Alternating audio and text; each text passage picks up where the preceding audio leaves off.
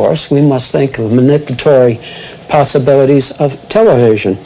It has its own tremendous possibilities. Violence broke out again last night as some young people were prevented from meeting peaceably in the downtown area by noticeably nervous, if not to say trigger-happy police.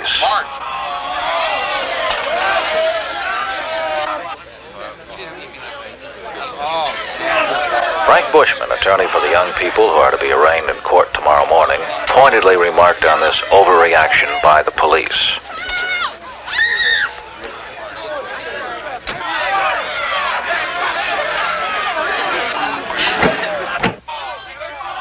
I hereby declare this an unlawful assembly. Late last night, disorder broke out among a small, unruly mob as our guardians of the peace quietly and efficiently, in spite of extreme provocation, restored order. I command you to disperse, and if you do not, you shall be arrested for refusing to disperse. You have 2 minutes to disperse.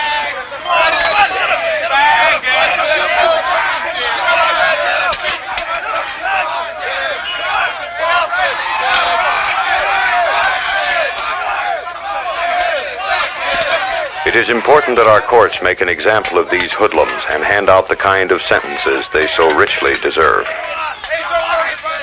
We staged this scene. We filmed it to show that television can tell any story that it wants to tell.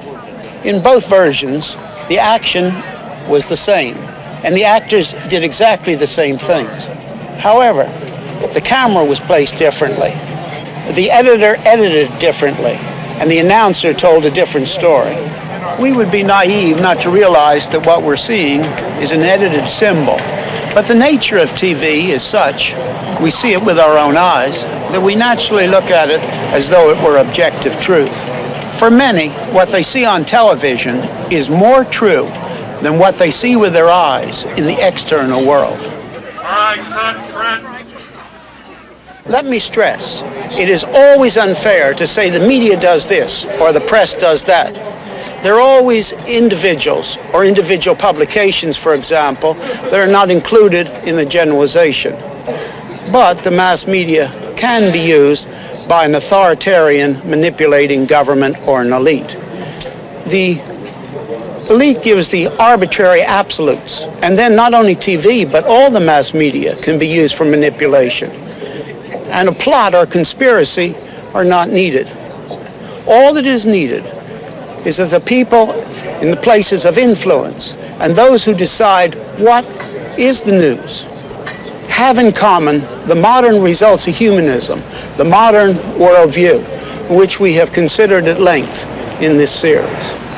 When the perspective, the worldview of the elite, coincides with some of the influential news carriers, it does not have to be all, then either consciously or unconsciously, the media becomes an instrument for manipulation. Now, what will all these available manipulatory techniques mean in our own countries? I'm not thinking of communist countries now, countries that have gone totally totalitarian, but in our own countries.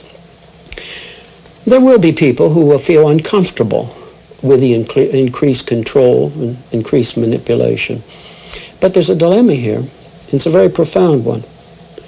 And the dilemma is that many of the people who speak out for civil liberties are also totally committed to the fact that the government has the responsibility to solve every problem.